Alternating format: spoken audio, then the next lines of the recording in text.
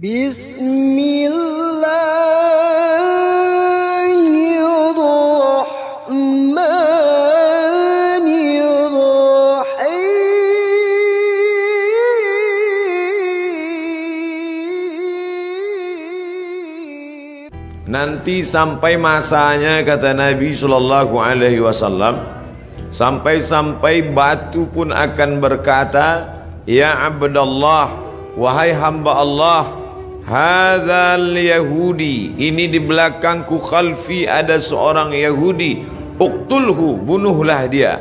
Satu saja yang tidak mau menunjukkan tempat Yahudi, yaitu syajaratul gharqad, pohon gharqad, bentuknya seperti pohon pinus. Alhamdulillah, ketika saya sampai di kota Rafah, ini Mesir, ini Palestina, lalu ada satu kota bernama Rafah dibagi dua, berjanjian damai antara Mesir dengan Israel, maka mereka ambil setengah dan diambil oleh Mesir setengah. Di tengah kota ini dibuat satu garis lurus perbatasan dengan tegangan listrik, tegangan tinggi, pagar kawat, sehingga antara orang Rafah yang ada di Mesir dengan yang ada di jajahan Israel putus kontak, hanya bisa berhubungan lewat alat komunikasi, padahal mereka punya kota yang indah sebelum penjajahan Israel tahun 1946. Dari sana kita lihat hijau. Ternyata yang hijau mereka tanam itu adalah syajaratul gharqad, pohon yang memang sudah disebutkan Nabi Muhammad sallallahu alaihi wasallam. Mereka mengatakan di bawah Masjidil Aqsa ini ada tempel kuil King Solomon yang mereka agungkan, yang dalam Al-Quran kita menyebutnya Nabi Sulaiman alaihissalam mentauhidkan Allah subhanahu wa ta'ala, anak dari Nabi Daud alaihissalam juga mentauhidkan Allah, tapi mereka merusak ajaran ini dan mereka membawa ini sebagai slogan. Oleh sebab itu ada seorang berkeluarga negaraan Perancis bernama Roger Jaraudi masuk Islam, bersyahadat, dan dia menulis buku bahwa Israel membangun negara berdasarkan mitos.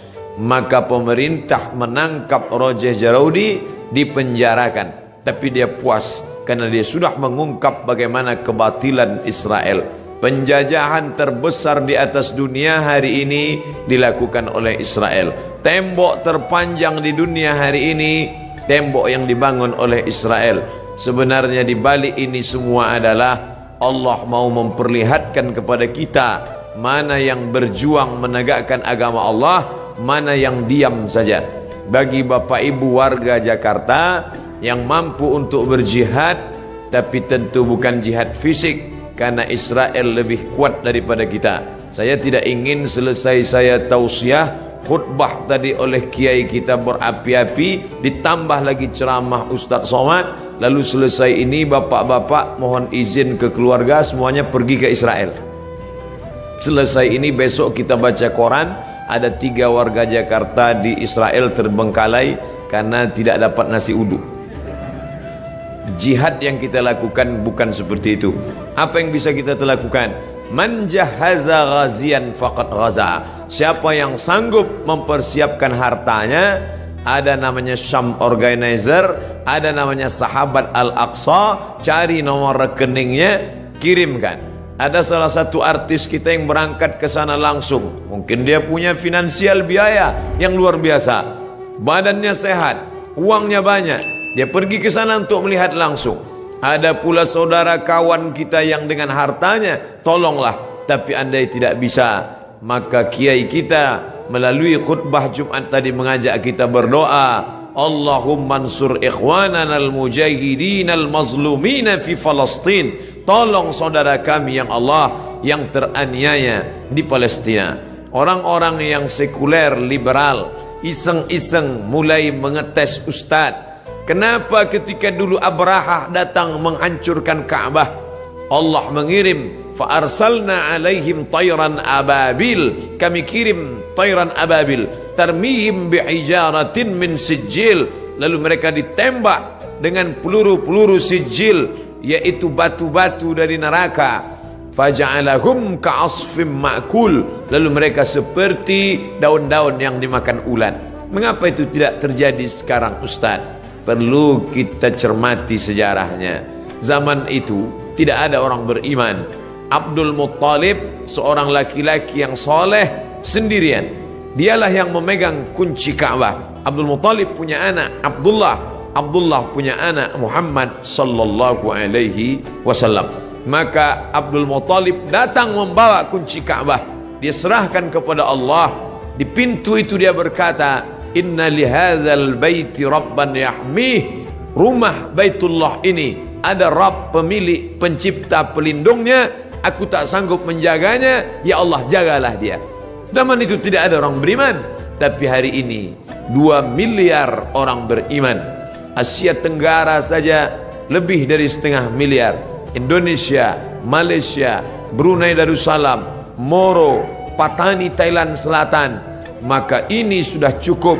Belum lagi dari daratan India, Pakistan, Bangladesh, Myanmar, lalu kemudian 22 negara Arab yang terpecah dari mulai Yaman sampai ke Maghribi Maroko di Afrika Utara. Umat Islam yang tersebar di Eropa, imigran dari Jerman yang sudah ada di Jerman, imigran dari Turki hampir lebih 2 juta orang. Umat Islam tersebar banyak. Ini adalah tantangan bagi umat Islam, bagaimana menolong Masjidil Aqsa yang menjadi kiblat Nabi menghadap ke Masjidil Aqsa 18 bulan lamanya. 18 bulan 17 menghadap ke arah Masjidil Aqsa sampai akhirnya turun ayat, fawalli wajhaka syatral Masjidil Haram, hadapkan wajahmu ke arah Masjidil Haram. Bapak Ibu yang dimuliakan Allah, hadirin hadirat yang mendengarkan langsung maupun tidak langsung tausiah singkat ini semua menjadi teguran bagi kita. Pulang dari sholat Jumat masih bisa makan kenyang dengan anak sambil tertenyum tertawa. Betapa saudara kita di sana. Saya pernah satu asrama dengan orang Palestina. Saya tanya langsung, bagaimana keadaan keluargamu di sana? Apa kata dia? Satu asrama dengan saya ketika sama-sama kuliah, Abdul Somad. Seandainya mereka bunuh kami, sudah lama kami mati. Tapi mereka tidak ingin kami mati. Mereka datang ke rumah kami, mereka pecahkan tempat air, mereka buat kami kehausan setengah mati. Mereka ambil dengan senjata laras panjangnya, mereka pecahkan tempat-tempat minyak zaitun, karena mereka tahu kami tak dapat hidup tanpa zaitun. Mereka hancurkan sawah, mereka hancurkan sawah gandum, makanan pokok kami. Mereka ingin membuat kami setengah mati, tapi kami tak akan meninggalkan negeri ini sampai satu saja, iskariman, hidup mulia, Palestina merdeka, au mut syahidan, atau mati sebagai orang yang syahid. Maka ada sesuatu yang mengerikan tapi sekaligus membanggakan. Pemerintah asing Amerika, Eropa mengadakan survei, apa cita-cita anak Palestina. Di tempat kita cita-cita ingin menjadi dokter, cita-cita ingin menjadi advokat, cita-cita ingin menjadi pengusaha sukses. Tapi cita-cita anak Palestina lebih 90% cita-citanya ingin menjadi seorang yang mati syahid. Maka apapun profesinya, iskariman, kalau kau hidup, hiduplah mulia, au mut syahidan, kalau mati maka mati syahid. Maka pemerintah Mesir lewat masyarakat muslimnya membuat slogan, mempertahankan makanan produk Islam, tidak membeli produk-produk dari Israel yang sekian persennya dibelikan untuk peluru membunuh saudara-saudara kita. Uangnya uang kita, kita yang memakai, dari deterjen sampai sikat gigi, sampai tekstil, sampai alas kaki. Produk Amerika dan Eropa bekerja sama dengan lembaga Israel untuk membantai saudara-saudara kita. Alhamdulillah, di negeri yang kita cintai, Republik Indonesia, kita digalakkan untuk memakai produk sendiri, negeri asli sendiri, tidak ada kaitan dengan impor dan Israel. Maka kembalilah kepada produk-produk kita, karena sedikit banyak kita sudah menyumbang membeli peluru untuk menyobek jantung saudara kita. Ini bukan masalah nasionalisme, Orang yang berkata tidak ada hubungan kita dengan Palestina, itu murni hubungan konflik antara Palestina dengan Israel, maka dia tidak mengerti ajaran Islam. Kita baca Al-Quran, Subhanalladzi asra bi'abdihi laylan minal masjidil haram ilal masjidil aqsa. Kalau orang mengatakan itu Palestina tidak ada hubungan agama, maka Masjidil Aqsa terletak di Palestina. Kita beriman kepada Isa alaihi salam bukan sebagai anak Tuhan, tapi sebagai Rasul utusan Allah. Isa lahir di Palestina, besar di Palestina, diangkat dari Palestina. Kita beriman kepada Musa alaihi salam, ditulis namanya dalam Al-Quran. Musa lahir di Mesir dan berhijrah ke Palestina. Namanya 4 kali kita sebut. Kama sallaita ala Ibrahim wa ala ali Ibrahim, kama barakta ala Ibrahim wa ala ali Ibrahim. Ibrahim lahir dan besar di Babilonia, Irak, tapi kemudian dia hijrah ke Palestina.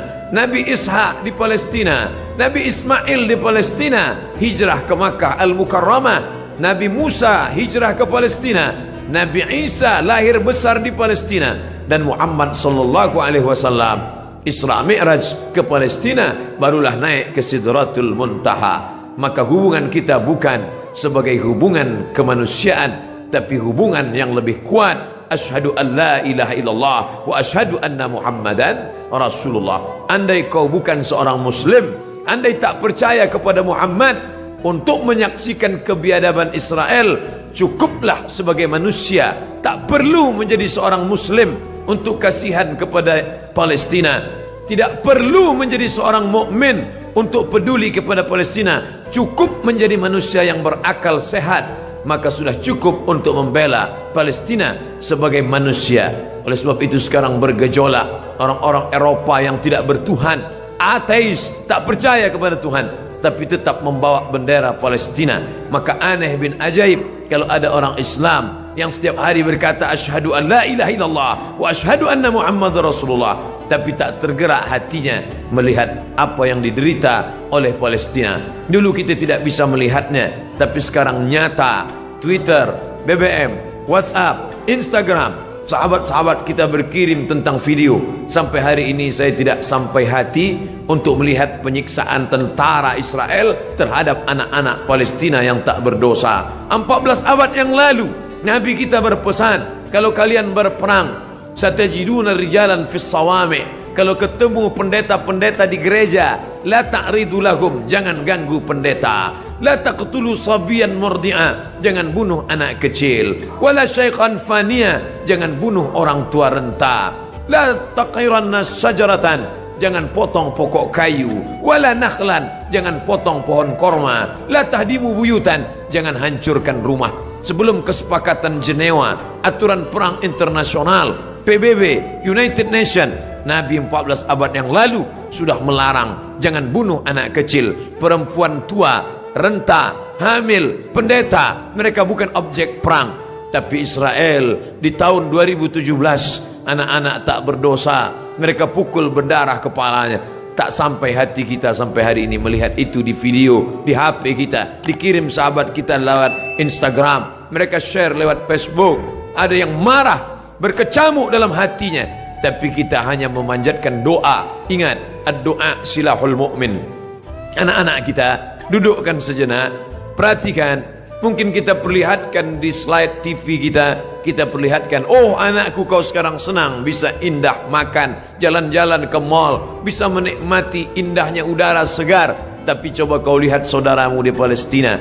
Cara mendidik anak-anak kita bukan sekedar bercerita, tapi melihat gambar yang bisa mencerita beribu kata. Maka pikiran-pikiran negatifnya insya Allah akan hilang. Bapak Ibu yang dimuliakan Allah Subhanahu wa taala, hadirin hadirat balik yang hadir di masjid ini, adapun yang menyaksikan melalui streaming, maka kita berharap kepada Allah bersama orang-orang beriman. Kita berdoa di akhir majlis bisirril Fatihah, bertawassul kepada Rasulullah ala hadhihi niyah al-Fatihah. أعوذ بالله من الشيطان الرجيم بسم الله الرحمن الرحيم الحمد لله رب العالمين الرحمن الرحيم مالك يوم الدين إياك نعبد وإياك نستعين اهدنا الصراط المستقيم صراط الذين أنعمت عليهم ghairil maghdubi alaihim waladdallin. Amin. Ya akramal akramin, wahai engkau yang maha mulia. Ya dzal jalali wal ikram, wahai engkau yang maha agung.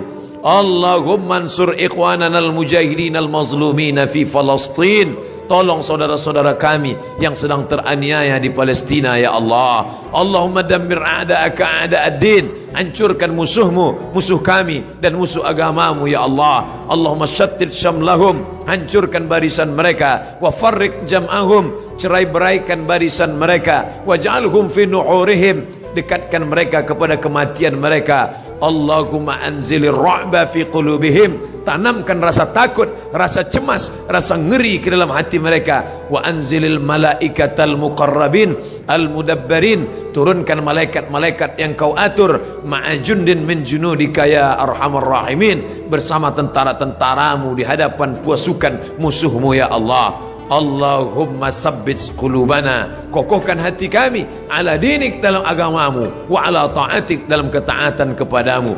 Allahumma inna na'udzubika min ilmin la yanfa'. Jauhkan kami dari ilmu yang tak bermanfaat. Wa min qalbin la yakhsha'. Dari hati yang tak khusyuk. Wa min nafsin la tashba'. Dari nafsu yang tak pernah kenyang. Wa min du'ain la yusma'. Dari doa yang tak dikabulkan. Allahumma ansur ikhwanana al-mujahidin fi kulli makan. Tolong saudara kami yang teraniaya, yang berjuang. Mereka dibakar, mereka dibunuh, mereka diusir. Bukan karena harta, tapi karena lidah mereka berkata La ilaha illallah wa ashhadu anna Muhammadan Rasulullah. Allahumma ja'al abna'ana wa banatina min huffazil Qur'an. Jadikan anak-anak kami para penghafal Qur'an. Waj'alhu lana imaman wa nuran wa hudan wa rahmah. Jadikan Quran sebagai cahaya, penerang saat gelap gulita, sebagai hidayah bagi kami ya Allah. Allahumma hadi qaumana fa innahum la ya'lamun. Saudara-saudara kami, sahabat-sahabat kami yang belum peduli, beri mereka hidayah. Mereka berbuat buruk karena mereka tidak tahu ya Allah. Rabbana atina fid dunya hasanah wa fil akhirati hasanah wa qina adzabannar. Wa sallallahu ala sayyidina wa maulana Muhammad wa ala alihi wa sahbihi wasallam. Walhamdulillahi rabbil alamin. Terima kasih perhatian Bapak Ibu hadirin hadirat. Aqulu qawli hadza astaghfirullah li wa lakum. Mohon maaf atas segala kekhilafan. Wassalamualaikum warahmatullahi wabarakatuh.